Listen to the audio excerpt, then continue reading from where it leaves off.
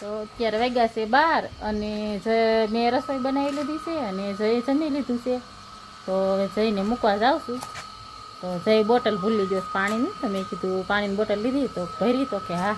મેં લીધી તો કે નહીં. જઈ દેખાય, મોટું દેખાય. તો જઈએ, મેં મેચિંગ કપડાં પહેર્યા. જઈ ચંપીશ.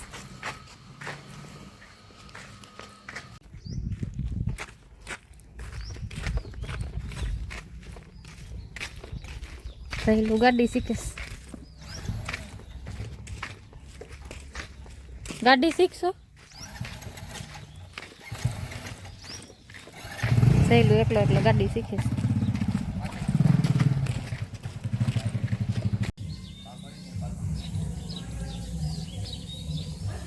જય મોગલ, સીતારામની જય શ્રી કૃષ્ણ બધાને. અત્યારે વાગ્યા છે 6:45 અને હું સુધારું ભીંડો.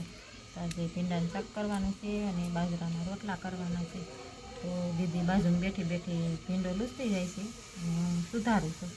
તો ગમે કામ કરતા હોય કે રસોઈ બનાવતા હોય ને તો દીદીને પાસે રાખું, એટલે એને ખબર પડે કે આ રીતનું બનાવવું એમ. પાસે બેઠી હોય તો ખબર પડે, નકર અચાનકથી ક્યારેક બનાવવાનું થયું તો હું છોકરાઓને ખબર ન હોય.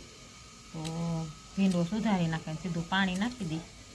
તો આમાં કંઈ ભીંડામાં પાણી તો નાખવાનું હોય નહીં, એટલે લૂસતો જવાનું અને સુધારતો જવાનું હોય.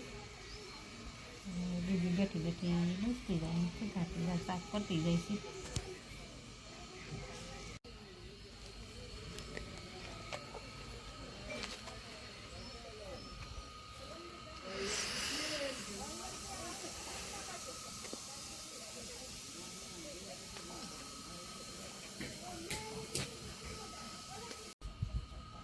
દીદી સર સુધારવા માંડીશ ભીંડો. દીદી કે મમ્મી મને સુધારવા દે.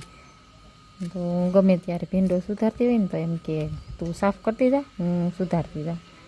ભીંડો સુધારવાનો બહુ શોખ. તો જઈ તો અંદર ફોન જોઈશ, રમવા નથી આવ્યો. નકર તો એમ કે મમ્મી તું બહાર કામ કરીને ત્યાં સુધી હું દડે બેટ રમું એમ. એકલો ન રમે, હું ગમે તો એ અંદર હોય ને તો એમ કે મમ્મી તું કઈ આવીશો કામ કરવા, તો મારે દડે બેટ રમવું છે એમ. એટલે મારે અને એના પપ્પા પૂરતું છે ભીંડાનું શાક કરવાનું. દીદીને તો ઓછું ભાવે ને ખાય તોય જરા જરા બટકા બળે એમને. ભીંડો ન લઈ બટકા ઉપર, ચીકણું લાગે એમ કે. જઈ નહીં તે ઓછો ભાવે ભીંડું. તો એને બેને તો બપોરનું કે અમે ખાઈ લઈશું. બપોરનું બટેટાનું ને રીંગણાનું છે એ અમારે બે પૂરતું બનાવવાનું છે. તો ચૂલે બનાવવું છે રોટલા બાજરાના. જઈને સંભાળ્યા ભેગો જાય દોડા દોડ.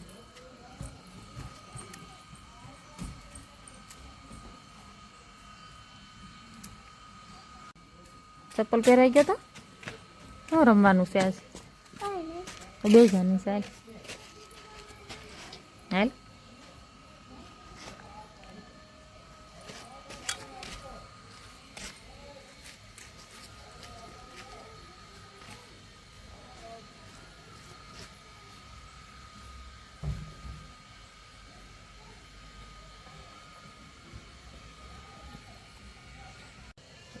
ચૂલે તેલ મૂકી દીધું, પેલા હિંગ નાખવાનું છે.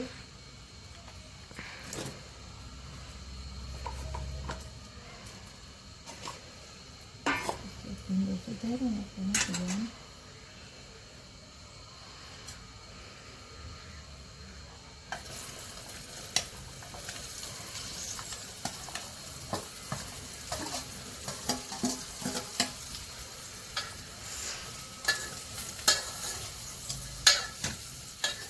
પહેલાં તો ભીંડો ખાલી નાખવાનો, પછી મસાલાને એવું પછી નાખવાનું. તો આવો ભીંડો ચડી જાય ને પછી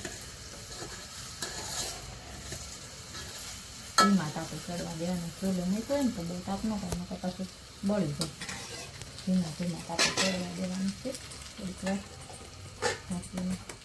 ક્યારેક એવું લાગે કે ભીંડો ચડ્યો ન હોય ને આમ બળી જાય ને એવું થાય ને, તો આને ડીશની ઉપર આપણે થોડુંક પાણી નાખી દઈએ. આમ તો પાણી ભીંડાના શાકમાં નાખવાનું ન હોય, તો આ તો એવું લાગે કે ચોટવા મળે ને ચડ્યો ન હોય કે બળવા મળે, તો થોડુંક પાણી આમાં નાખવાનું. મસાલા તો બધા પછી જ નાખવાના છે, બધા નથી નાખવાના. તો આજ તો એ હમણાં તો બાટલામાં એવું થાય છે કે ગેસના બાટલા સર્જાઈને આવતા નથી, બુક તો થઈ જાય છે પણ આવતા નથી. એટલે ક્યારેક ક્યારેક આવું વાતાવરણ ઓલું હોય ને તો એ ચૂલે રાંધી પછી આ મેં સાટાનું નક્કી ન હોય માવઠું ક્યારે થાય એમ કરતા એવું તો બાટલો વયો ગયો તો પછી બધું ચૂલે જ રાંધવું પડે. એટલે આ તો ભીંડાનું શાક કરવાના, આને તો કંઈ કુકરની જરૂર ન હોય, તપેલામાં જ બનાવવું હોય. એટલે પછી મેં કીધું લાવ ચૂલે જ રાંધી નાખવાનું. 7-8 દિવસ થયા છે બાટલો લખાવ્યો છે પણ બાટલો હજી આવ્યો નથી. એ મારે તો હજી એમ તો છે 15-20 દિવસ રહ્યો જાય, પણ આ તો બાટલો ખાલી હતો ને તો કીધું બુક કરાવી દઈએ પછી તાત્કાલિક જતો હોય તો. પણ હજી 4-5 દિવસ થયા છે મેસેજ આવી ગયો એના, અને 7-8 દિવસ થયા તો બાટલો લખાવ્યો એના તો હજી બાટલો નથી આવ્યો. ડીએસસી નંબરે આવી ગયો છે, બાટલાનું હજી કાંઈ છે નહીં. પછી તો એ ચૂલે રાંધી ક્યારેક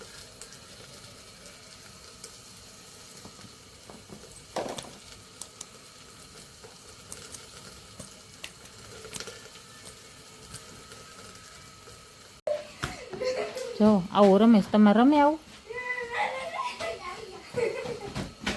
ચપ્પલે મારવાનું રમે. જો આવું હોય રમવાનું.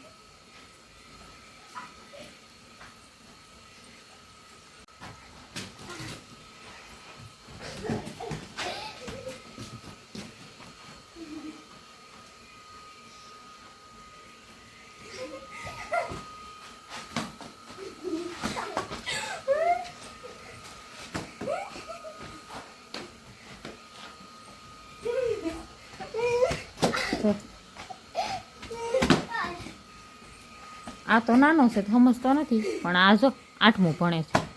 કોઈ કે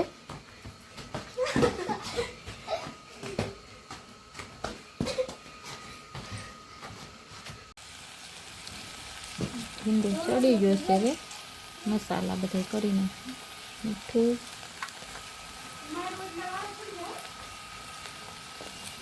હળદર, જીરું, ચટણી,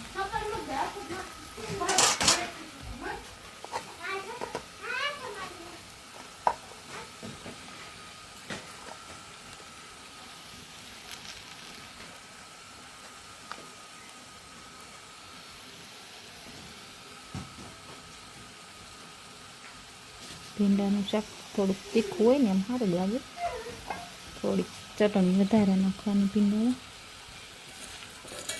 ધીમે ધીમે હલાવવાનું, બહુ ચમચો ન ફેરવાનો. જેમ ચમચો ફેરવીએ ને સારું થાય, ચીકણું થતું જાય. ધીમા તાપે ખાવ ફેરવે.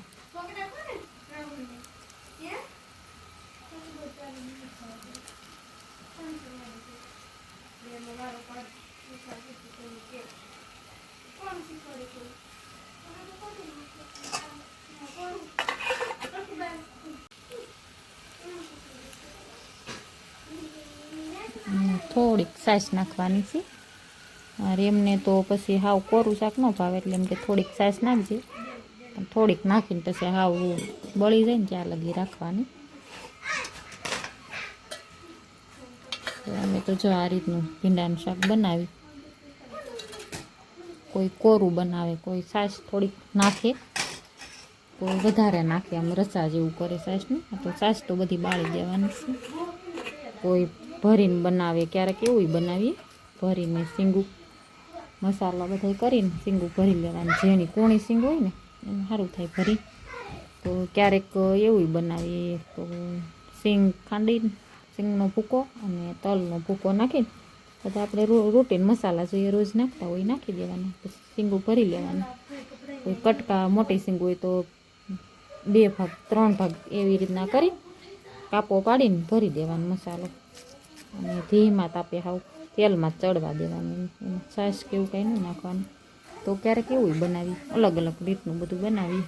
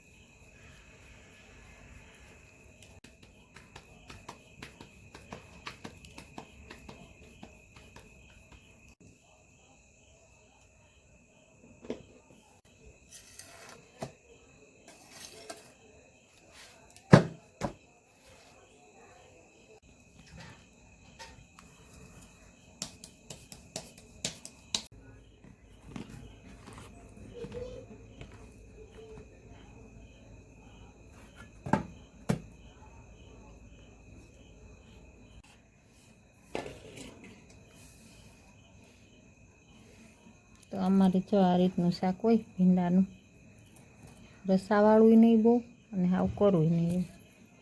છાશ નાખવાની પણ બાળી દેવાની. અને આવું ભાવે, મને કોરું ભાવે એને આવું ભાવે.